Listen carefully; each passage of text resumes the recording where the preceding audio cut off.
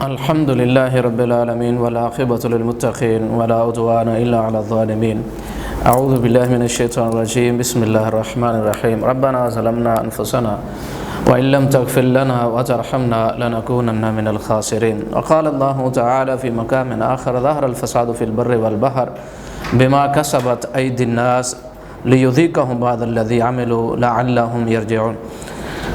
آج ہمارا یہ درس جو ہے گناہوں کی زندگی ذلت کا راستہ ہے، اس کا آج 13واں حصہ ہے۔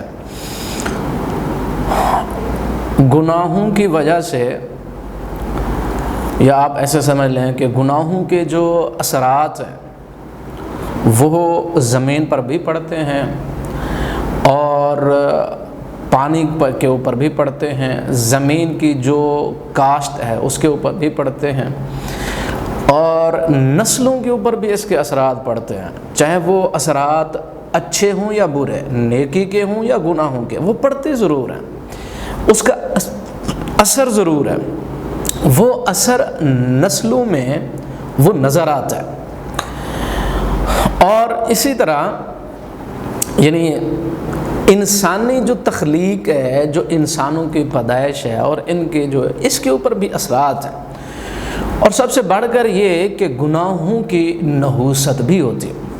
ہم مسلمان جو ہے وہ سمجھتے ہیں کہ فلاں چیز منحوس ہے، فلاں چیز منحوس ہے، کسی نے راستہ کاٹ دیا، کسی نے پیچھے سے بلایا، کسی نے آگے سے بلایا، کسی چیز کو دیکھ لیا، یعنی اس قسم کی ساری چیزیں، یعنی کسی چیز کو لٹکایا، کسی چیز کو پہنا، اس سے بلائیں جو ہیں وہ ختم ہوتی ہیں، نحوستیں ختم ہوتی ہیں، اس قسم کے سارے جو ہیں وہ ہر پہ استعمال کرتے ہیں، لیکن اصل جو نحوست ہے وہ انسان کے غلط عمل میں ہے۔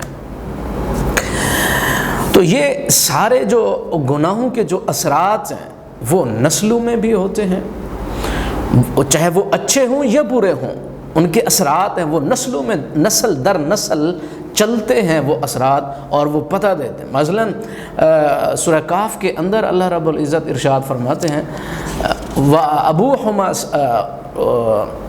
اللہ تعالیٰ ارشاد فرماتے ہیں کہ اس کا جو باپ تھا وہ بڑا نیک تھا۔ ایک بچہ تھا، اس سلسلے میں ایک واقعہ جو سلسلہ قصہ چل رہا ہے، اللہ رب العزت ارشاد فرماتے ہیں اس کا باپ جو ہے بڑا نیک تھا، یعنی نیکی کے جو اثرات ہیں وہ بھی اور گناہ کے جو اثرات ہیں وہ بھی اپنا ایک اثر رکھتے ہیں شخصیت پر، کردار پر، نسل پر، اور پھر ہر قسم کی برکتیں اور پھر اللہ تعالیٰ کی رحمتیں اور نعمتیں، ان کی رکاوٹ یا ان کا آنا یہ گناہ، فرما برداری اور نافرمانی سے وابستہ ہے۔ تو اللہ رب العزت ارشاد فرماتے ہیں ظہر الفساد فی البر والبحر بما کسبت ایدی الناس لیذیقہم بعض الذی عملوا لعلہم یرجعون۔ ہم اس وجہ سے یہ سارا کچھ کرتے ہیں، کیوں؟ لیذیقہم بعض الذی عملوا، جو انہوں نے کیا، لعلہم، کرتے کیوں ہیں، وجہ کیوں ان کے اوپر تنگی، پریشانی، مصیبتیں، تکلیفیں، آزمائشیں، تاکہ وہ پلٹیں، تاکہ اللہ تعالیٰ کی پہچان پیدا کریں، اللہ تعالیٰ کے سامنے جھکیں اور اللہ تعالیٰ کے سامنے سر بسجود۔ سب سے پہلی بات، امام مجاہد رحمۃ اللہ علیہ ارشاد فرماتے ہیں کہ جب دنیا کے اوپر ظلم ہوتا ہے، اس ظلم کی وجہ سے اللہ رب العزت بارش کو روک دیتے ہیں، یعنی پانی کا سلسلہ منقطع ہے۔ اب دیکھیں پانی جو ہے وہ آسمان سے برسے نہیں تو زمینیں جو ہیں وہ ساری بنجر، پانی جو ایک، جیسے اللہ تعالیٰ ارشاد فرماتے ہیں کہ ہم نے ہر چیز کو پانی سے پیدا کیا، تو انسان جاندار چیز ہے جس کے اندر یعنی جان ہے، اس کو پانی کی ضرورت ہے، اور ہر ایک چیز جو ہے وہ بغیر پانی کے ممکن نہیں، جو اللہ کی مخلوق ہے۔ تو امام مجاہد فرماتے ہیں کہ جب ظلم ہوتا ہے دنیا پہ تو پھر بارشیں رک جاتی ہیں، اور سب سے بڑا ظلم وہ شرک ہے۔ فرماتے ہیں ظہر الفساد فی البر والبحر بما کسبت ایدی الناس۔ اچھا، یہ جو فساد ہے یہ پھر خشکی اور تری، سمندر اور خشکی کے اوپر یہ سارا فساد پھیل گیا۔ تو امام مجاہد اور اکرمہ وہ بھی فرماتے ہیں، اور امام مجاہد بھی وہ فرماتے ہیں کہ یہ سمندر جو اللہ تعالیٰ نے ارشاد فرمایا نا فی البر والبحر، یعنی خشکی اور سمندر پر تمہارے گناہ جو ہے، یہ سمندر تمہارا سمندر نہیں ہے، بلکہ ہر بستی جو ہے وہ پانی کے اوپر موجود ہے. یعنی انسان اور مخلوق اللہ تعالیٰ کی جو زمین کے اوپر جو ہے وہ بسیرا کر رہی ہے، رہائش پذیر ہے، اس کے نیچے سارا پانی. تو امام مجاہد فرماتے ہیں کہ ظہر الفساد فی البر والبحر اما انی لا اقول لکم بحرکم ھذا، میں یہ نہیں کہتا کہ تمہارا یہ جو سمندر تمہاری آنکھوں کے سامنے جو ہے وہ سمندر ہے، نہیں، بلکہ فرماتے ہیں ولیکن کل قریۃ علی الماء، کل قریۃ علی ماء، ہر بستی پانی کے اوپر ہے. اس کا مطلب انسان اوپر گناہ کرتے ہیں، نیچے جو سارا پانی وہ سارا گناہوں کی وجہ سے اس کا ستیہ ناش ہو چکا ہے.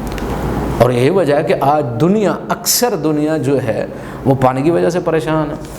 ہم انسان سمجھتے ہیں کہ گناہوں سے کچھ نہیں ہوتا ہے، انسان نافرمانی کرتا رہے اس سے ہوتا کچھ نہیں. کیوں نہیں کچھ ہوتا؟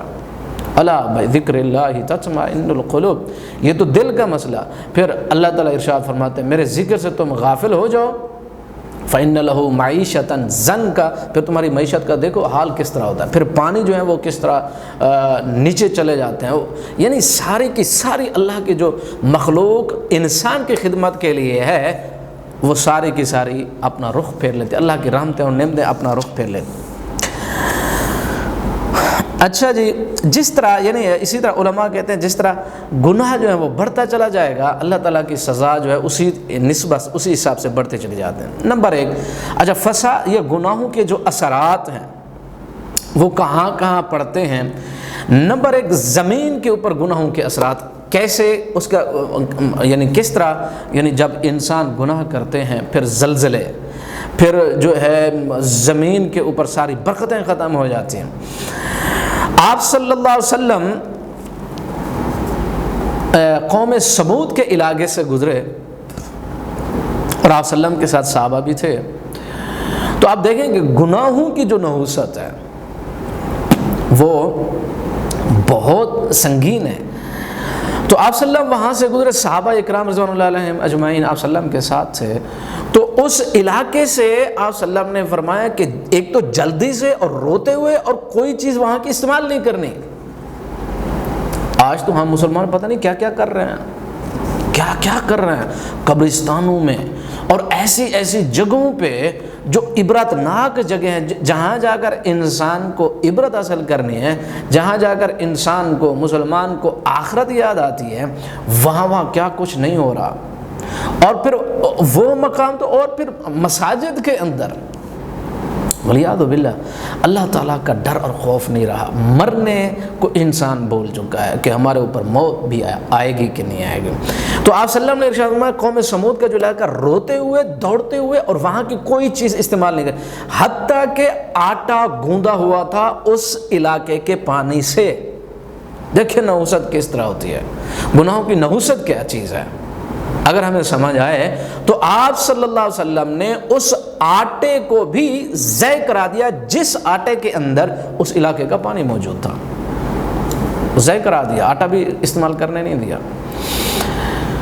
تو یہ گناہوں کی نحوست ہے. اور ایسی جگہوں پہ جہاں اللہ تعالیٰ کا عذاب نازل ہو چکا، جن قوموں، نسلوں، جس علاقے اور جس بندے اور فرد پر، وہاں سے دوڑتے ہوئے روتے ہوئے اللہ تعالیٰ کی یعنی قدرت کو یاد کرتے ہوئے بندہ گزر جائے. اور اس قسم کا اگر انسان اللہ تعالیٰ کی پکڑ کے اندر، سزا کے اندر مبتلا ہو تو پھر جو ہے بندے کو اللہ تعالیٰ سے توبہ استغفار کرتے ہوئے بھاگ جانا چاہیے.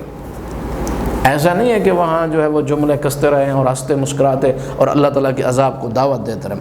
اور دیکھیں پھر زمین کے اوپر جو ہے وہ برکتیں فرما برداری کی وجہ سے کیسے تھیں. حضرت امام احمد بن حنبل رحمۃ اللہ علیہ اپنے مسند کے اندر فرماتے ہیں، ایک حدیث لائے، کہتے ہیں کہ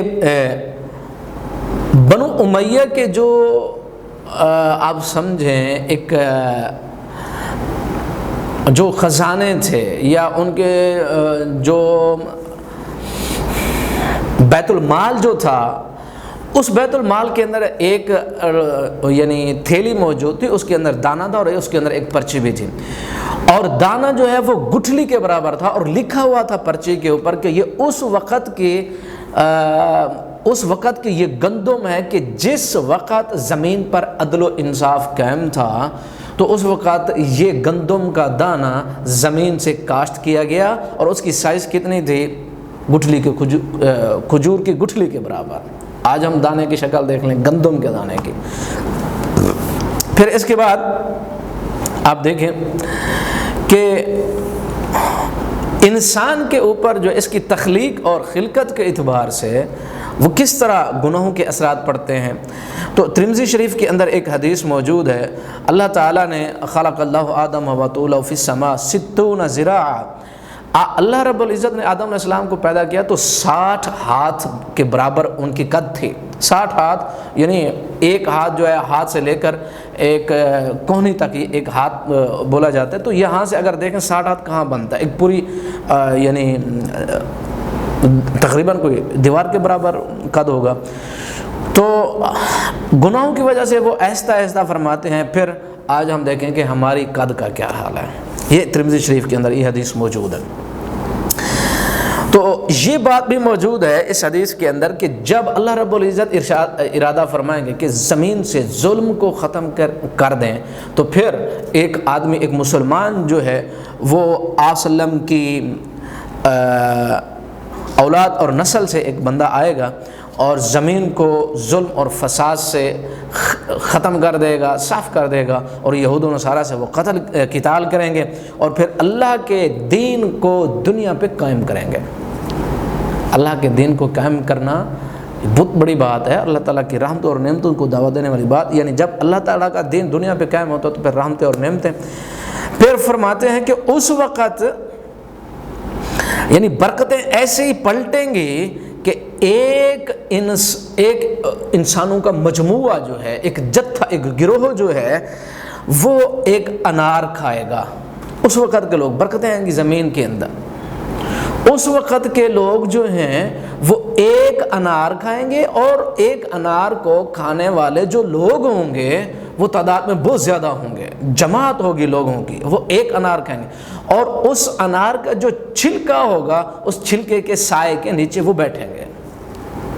یہ برکت ہے، یعنی اس وقت جو عدل و انصاف ہوگا اور اس وقت جو اللہ کا دین دنیا پہ زمین پہ قائم ہوگا اور نافذ ہوگا، اس وقت کی جو زمین برکتیں اپنی دے گی، وہاں سے انار اس قسم کا نکلے گا کہ ایک پوری جماعت جو ہے اس کو کھائے گی، اور اس کے چھلکے کے نیچے پوری کی پوری جماعت بیٹھے۔ اور پھر اسی طرح انگور جو ہے اس کی بیل کو یا پھر انگور جو ہے وہ اونٹ پہ لادے جائیں گے، ایک دو جتنے بھی ہیں وہ اونٹ کے اوپر لاد کے لے آئیں گے انگوروں کو۔ یہ زمین کی جو ہے وہ برکت ہے، اور جب یہ برکت ظاہر ہوگی اس وقت جب اللہ کا دین جو ہے دنیا کے اوپر نافذ ہوگا، اور اللہ کا دین جب نافذ ہوگا تو برکتیں اور رحمتیں اور نعمتیں انسان کے پاس آتی ہیں اور انسان کا استقبال کرتی ہیں۔ اللہ تعالی ہم سب مسلمانوں کو گناہوں سے محفوظ فرمائے اور اپنے اسلام اور دین کو سمجھنے کے بعد عمل کرنے کی توفیق عطا فرمائے۔